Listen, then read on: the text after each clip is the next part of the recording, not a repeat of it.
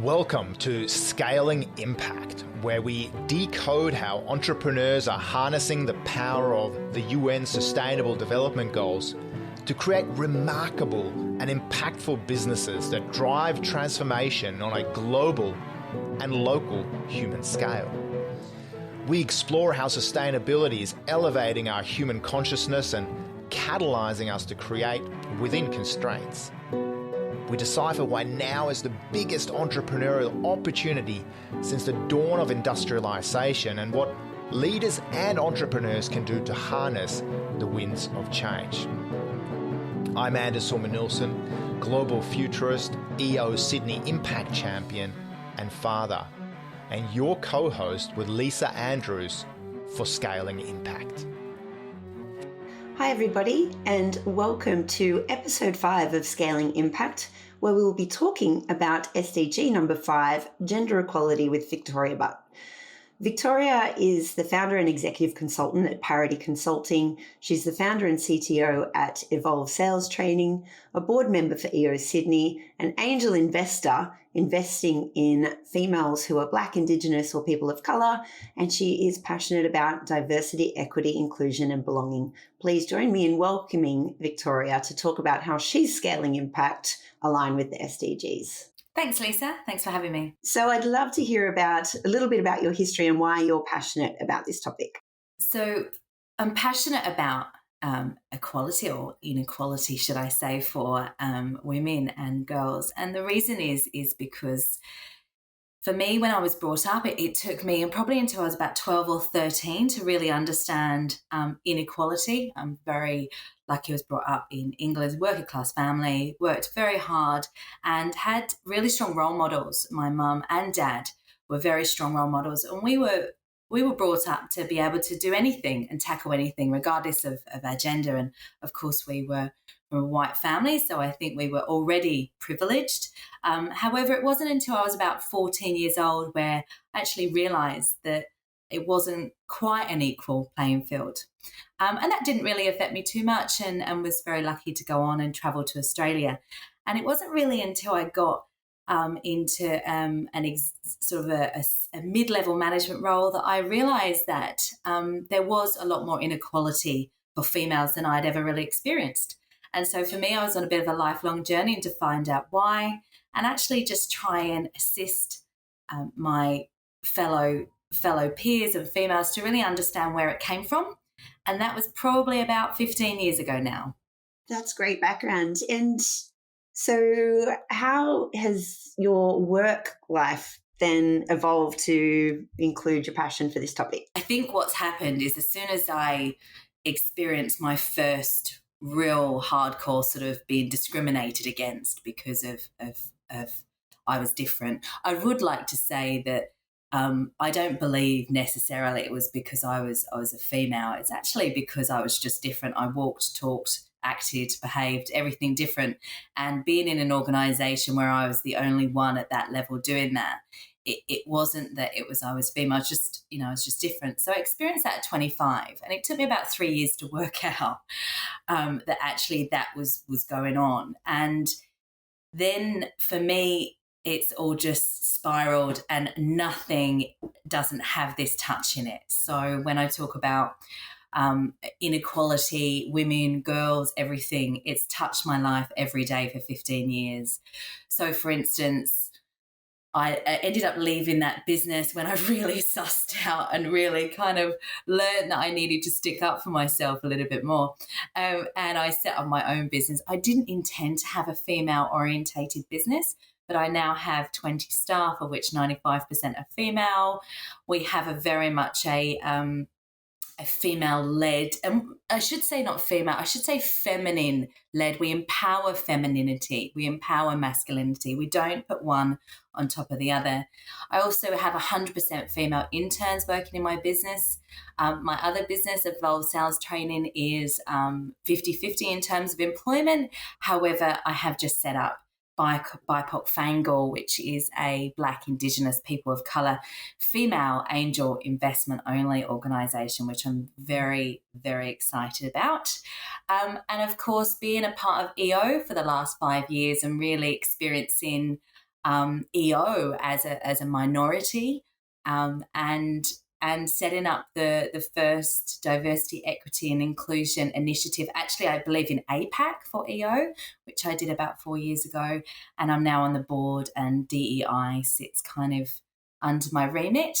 I'm very active in the global EO community when it comes to females and getting more people in EO. My ultimate goal is to actually close the door on the leakage of females leaving EO. So for me, it's not just about recruiting females, and of course we need the right females and we need the right males. It's not just about any female. They need to absolutely walk and talk the values of EO, but they also really need they need to meet the criteria that we have, and we have there for a reason. The challenge is that they're leaving as quickly as they come in, and that is what I've been on a mission in Sydney to stop and close the door on. That's really fascinating, and I'm looking forward to a good conversation today because I haven't really felt discriminated against myself. And so growing up, my dad didn't live with us, so it was my mum and my brother and sister and I, and so I didn't really know and experience what it was like to have the two genders as role models and parents in the household, and so I just completely adored my mum. And so in working as well, I've always had a huge amount of opportunities, and I guess now as a professional speaker and futurist, I'm getting more opportunity because there's not enough females, and I guess that's driven by people who are really highlighting diversity and inclusion. So I guess for me, I'm a benefactor of the amazing work that you're doing and that others are doing. So I'm very grateful for that. And I guess it's almost the blinkers that I've put on as well, I think. So I think it's Tony Robbins who says you get what you focus on. And if you're driving down the street and thinking, don't hit the pole, don't hit the pole, don't hit the pole, you may hit the pole. So, I guess sometimes, for me, I love my little happy bubble. So I'd love for you to share just, I'll take the blinkers off. I want to hear about, some of those challenges, and particularly, if it's in EO and women are leaving. I know that we've got really great, strong women in EO Sydney. And so what are some of the other chapters around the world like, and what are those main challenges? Yeah, look, very, very different as you would expect in terms of cultures. And so you have, beautiful Japanese. We have Tokyo, who are an incredible chapter. I was lucky to go over there a few years back. They have 2 chapters, I understand, in Tokyo. They did have then. I couldn't tell you their female rates, but I know that they are particularly low.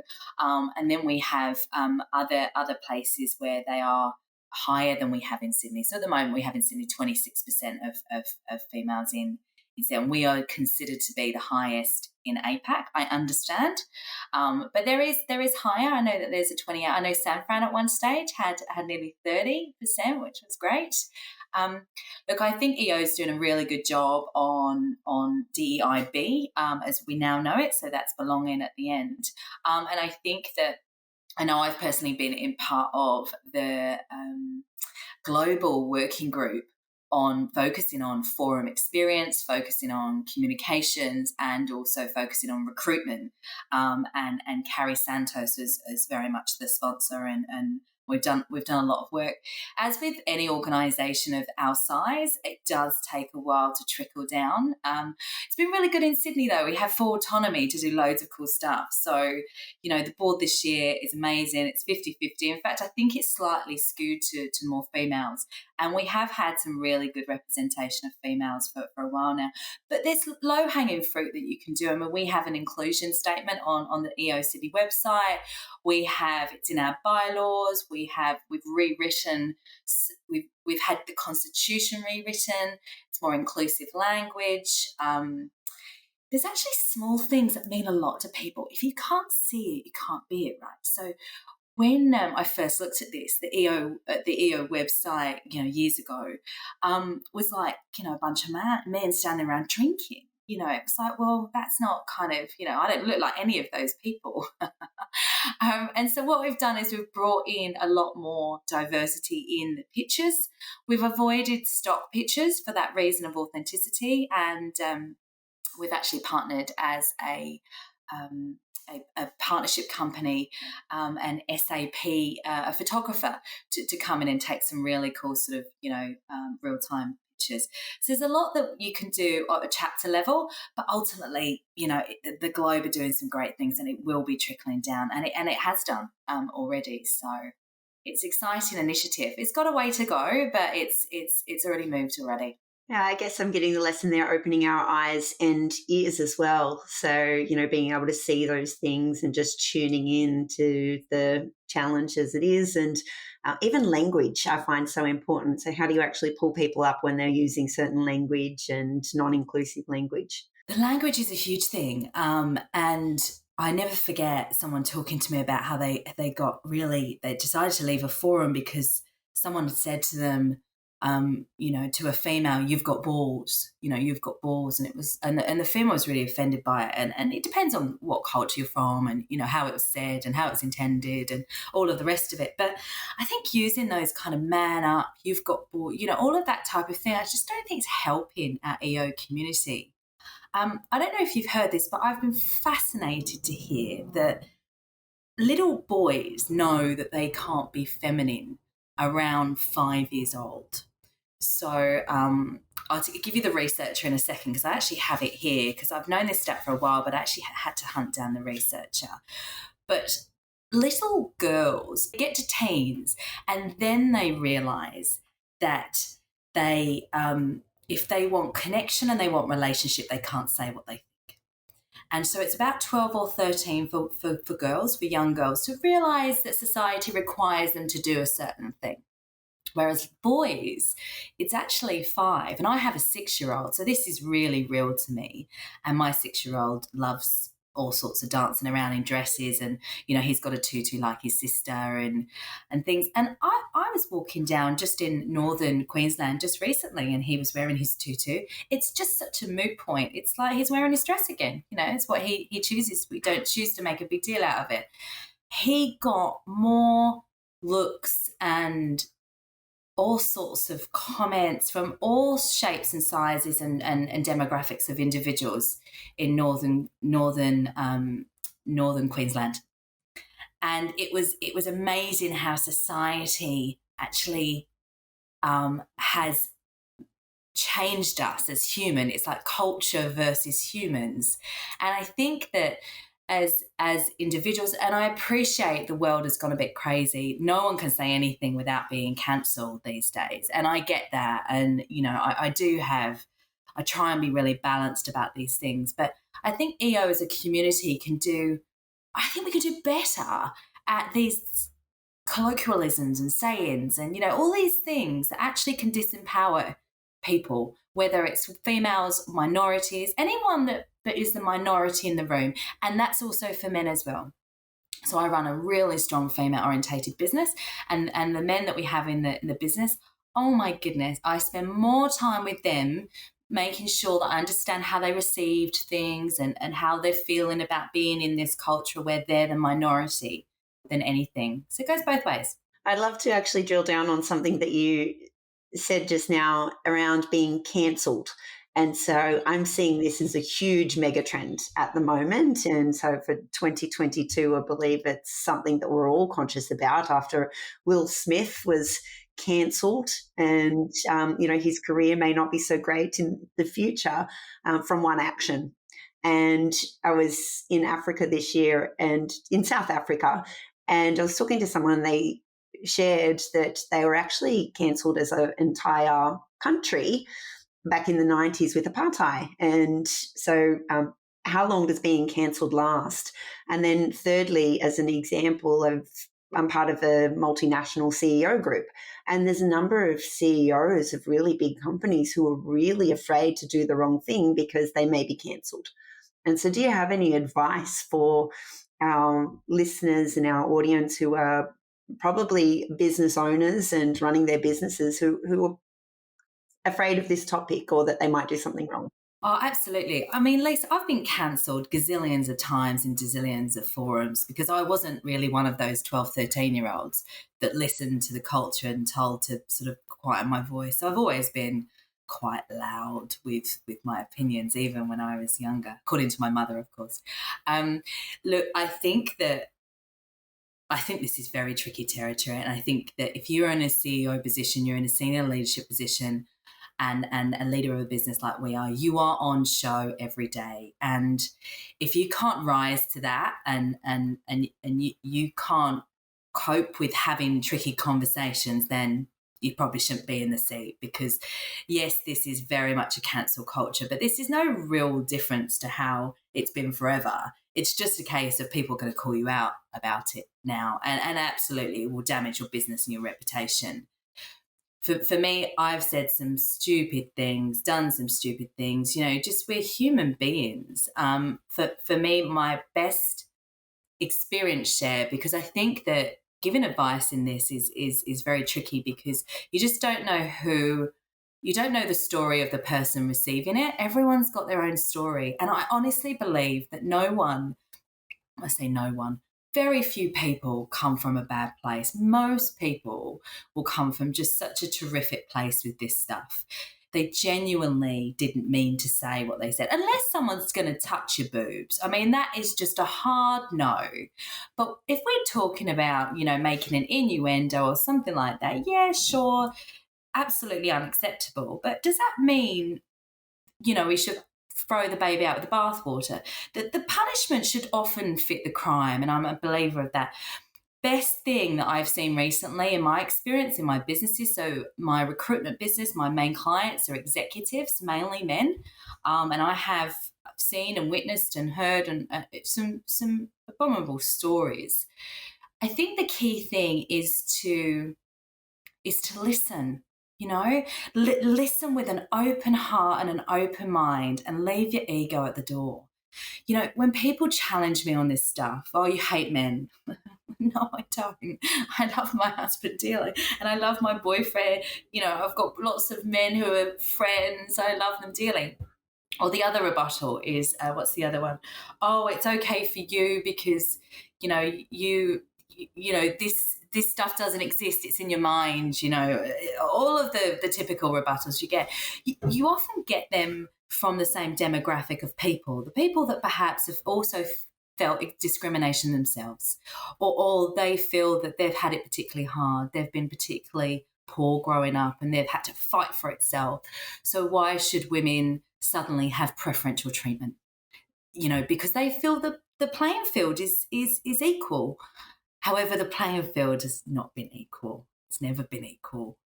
So for me, whenever I witness situations where I think that's excellent, you get the people that perhaps have done or said or been in an environment where they have often not said anything. Actually, if you look at the bystander behaviour, that's far more prevalent than the other stuff, the discrimination, the sexual harassment, all the rest of it. Yes, we hear about that stuff, but being a bystander makes up for about 90% of discrimination and women feeling unequal or excluded. So where I've seen it work really well is ego at the door, listen, approach it with an open heart, and don't make it about you. See, this is the thing. It's not about you. It's not about the person who's messed up. Will Smith can't make it about him, his problems, his this, his that. I'm sort of sick of reading it now. Actually has to be about, the person on the recipient and other people. And a lot of people can't do that. They can't look beyond their own views, beliefs, and perhaps pain. One of the worst discriminations that I've been involved with, so bad, the person that did it, I actually had such a soft heart towards him in the end, because he had experienced such disgusting discrimination and such a terrible upbringing, and really, really had a sort of a serious story. that a lot of his actions and words and everything that he did, was really just coming from that side. Sure, I don't want to be friends with him. I don't want to see him ever again. But does that mean, I have to, hate on him? No. So I've got a sore point on equality. And so it's absolutely, you're talking about being a bystander. And I think that actually goes both ways as well. And I'll give an example. I was just earlier in the year in Barbados, invited by the Prime Minister of Barbados. So we had some really significant people at this event, and I was hosting a panel. And part of that panel, we were talking about investing and, what's one thing that people can do to actually have a really big impact. And one of the panelists said, invest more in girls, women and girls, and got a huge cheer and everything. And, and I said, and don't forget about the men. So it was a little bit more just invest purely in girls or something like that. And I said, well, maybe equally girls and boys, but it's actually about equal opportunity. And so for me, this is where we're getting into that era of hyper-personalization. And so it's not particularly girls or boys, women or men. It's how do you actually empower people to help them achieve their goals and have the impact that they want to have, and so not discriminate against the men as well. And I'll use that as a segue because I know it's just a point there of not being a bystander. So that's, I think we can all just know what's equal and do the right thing in any given situation. But I want to give more perspective and contrast, I guess, to the equality and empowering women and girls conversation, because this is a huge thing, and globally, and particularly to have an entire SDG based around this. A couple of stats around women's equal participation. And so currently women represent about 25% in national parliaments, 36% in local government, and 28% in managerial positions worldwide. And so this is actually where we are swinging the pendulum a little bit to make it a little bit more equal. But the SDG primarily is around some really horrific things around violence against women. And I know there's violence against men as well, but against women it is huge. And then there's also an additional 10 million girls at risk of child marriage over the next decade because of the pandemic. So in addition to the 100 million people who are predicted to become child brides already. So let's talk about the macro big picture, I guess, and put a little bit of perspective into some of these conversations. Oh, yeah, happy to. Yeah, look, the bystander conversation is just such a huge one. And the whole kind of investing in boys and girls, oh my goodness, could be here forever on this one. Look, I think at the end of the day, whenever you want to make change, there has to be targets in place, and there has to be passion and movement, and let's invest in girls, unfortunately, there has to be that. And the reason is that the gender pay gap is, let's just look at that, right, from a macro point of view. That hasn't moved in 20 years. That is still the same number that it was 20 years ago, right? So that's between 15 and 18% difference. Women are retiring with 28% less super than men in Australia. So I'm going to talk Australian stats at the moment, because that's what I'm really sort of more au fait with. And I'm hearing an action just quickly in there for all of our members and listeners to actually think about the gender pay gap, go through their records and see if there's a gap in their business, and similarly in manager roles. You know what?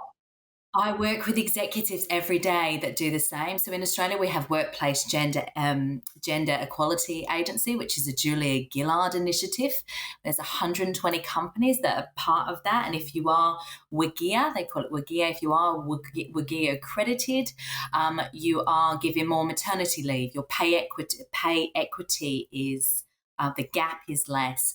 You are given paternity leave. As we know, without paternity leave and without affordable childcare, we're still going to have the same problem. Because the gender pay gap, what's really interesting is people say to me, oh, the gender pay gap is there because women have babies. And all women want to have babies. Do they? All women want to have long maternity leaves. Do they? So we have all of these kind of predisposed cultural views about this. But the reality is the pay gap for graduates in Australia is 3% different for boys and girls. I shouldn't say boys and girls, I should say identifying with men and identify with being female. It's different at uni. It's different. It gets worse at postgrad. And then what happens, it goes up the chain for years to come. And then when we look at women live longer, and women from a pensionable age will make up about 54% of females entitled to sort of government state pension, that type of thing. However, women are actually nearly 30% have 30% less super than men. Some of the other stats are really, quite alarming. My problem is they haven't changed in 20 years. So at the moment, the World Equality Index, Australia is 44th on that index in 2020. 2017, we were 35. We were 35th. So there's countries above Australia like Costa Rica, Namibia, Rwanda, Ireland, New Zealand is number 6. We're going down. We're not going up. And of course, people globally perhaps don't sort of care about that type of thing when they don't sort of live in Australia. But I think what's really crazy is unless we have some of these big, bold moves, like let's invest in girls, why in 20 years is it going to be any different? Because it hasn't been different yet. So that's my kind of macro view, if you like, on some of this stuff. That's really interesting. And so I'm going to ask you a little bit more about the future. If you could wave a magic wand, then what would the future look like, let's say in 10 years' time? I'd be like I was when I was 12 years old, when my best friend, who was from South America, was getting teased for being dark. And I was in my world thinking, what on earth are they talking about? It was such a weird feeling. Beautiful blinkers, Lisa. It was blinkers. It was beautiful. I think also we have some incredible men and women out there who are really passionate about this stuff. And so instead of ostracizing and trying to cancel those people is listen, perhaps. But also I'm a raving feminist. Anyone that's met me for 2 minutes can see that. And for me, it's about making sure that people like me also listen and make sure our messaging doesn't look aggressive, or, our messaging is all about us listening to. So I do believe that we won't have a gender pay gap in the next 20 years. I have to believe that. And I also believe that we're going to be like Sweden, perhaps, who give 480 days of full maternity pay to their, or should I say parental leave. So Sweden's leading the way on parental leave, so that we don't have to worry about who goes to work and when. Childcare is affordable, so that it's not a question, perhaps. Interesting. And so typically we ask our members as well and our guests on the podcast here how that aligning with impact has been beneficial for their business and helping them scale. Have you found that in your business? Look, I think I have. I have to say, for me, I've run my own race, and my clients tell me I've impacted them massively. We place executives. We place 67% of our roles in executive hiring, and they're all female. 67% are female for our executives. We have some internal targets here. We do not allow any executive shortlist to go out the door unless it's at least 50-50. We believe we can make a small difference as a search firm and a recruitment firm. I hire 95% of my hires are female in terms of the businesses that I run as well. So I believe I've made an impact.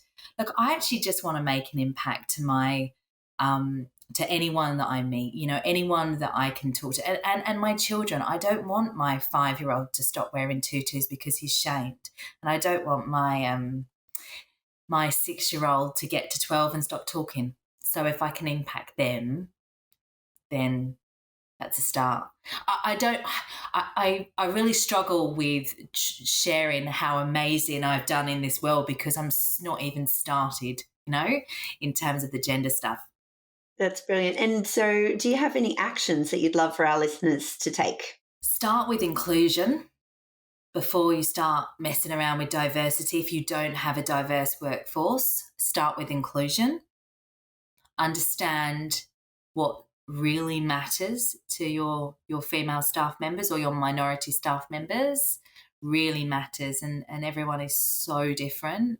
I think it's also about critically looking at your own workforce, and I mean critically.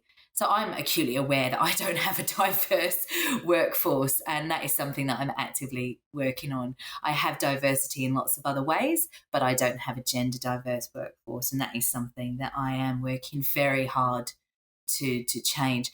I think any entrepreneur and business owner already have it very, very hard, and I think that putting the DEIB on top of it is just another thing to do. So I think slow and steady, critically look at your workforce. Do they all look, feel, and think the same? Most people come back to me and say, oh, mine all think differently, blah, blah, blah. Yes, but they are all look the same, or they all feel the same. So I think if you can critically do that, you don't need to hire an inclusion expert or diversity expert.